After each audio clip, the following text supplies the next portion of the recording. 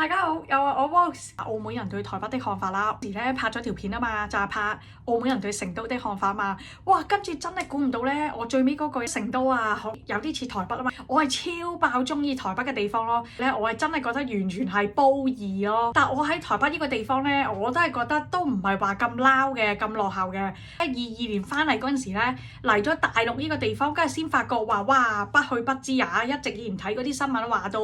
大陸話嗰啲落後啊，冇飯食啊，跟住又話咩都冇啊，點知真係見真章，去咗幾個大陸幾個地方，即刻對大陸完全係改觀啊！話哇做乜潮到炸裂㗎，超爆潮咯！原來嗰啲媒體認知啊都差距咁鬼大，真正咁樣嚟咗啦，就覺得開眼界。我係澳門人啊嘛，台北呢個地方咧，簡直係我第二個家啊！佢引育我好多嘢㗎。我喺澳門呢個地方咧，真係見過明星都難啊嘛！唔好睇依家澳門咧咁鬼多演唱會啊，話咁鬼多明星啊。以前咧佢未有嗰啲咩金剛大道啊，未有呢啲外資咧引入嚟嗰啲酒店咧，真係澳門咧係比較落後嘅，應該話係小城東方拉斯維加斯啊嘛。以前咧澳門咧係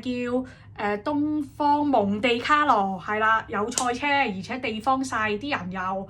唔算話太窮嘅地方，即係我都中意台灣呢個地方嘅，但係我對其他地方咧就係最中意咧，絕對就係台北同埋新北呢個地方啊！即係對我呢啲咁嘅小城澳門人，台灣呢個地方咩人都可以見盡晒啦，見到馬先生啦，喂，感覺我同阿習主席咧好似再近一步咯喎，我偶像啦，跟住佢係嗰啲金馬提名導演嚟嘅，又間接咧好似同到阿余文樂影相啦，佢令我見到好多嗰啲唔同嘅北市局長啊，即係官政商啊，全部嗰啲人咧都近距離咁樣接觸啊，令我眼界思維開闊。大學啊，又可以隨時見到明星啊，跟住睇嗰啲歌舞表演啊，又隨時見到嗰啲台灣歌手啊，超級屌！雖然咧嗰啲硬件設施咧可能係比較落後，即係唔夠中國嚟，佢真正咧佢個思維程度啊，我覺得係幾活躍嘅。網紅啦又見到啦，即係科技業又進步啦，唔係就係得北上廣深見到啊，起碼我活在台北咧就全部感受到呢啲嘢咯。先分享咁多，拜拜。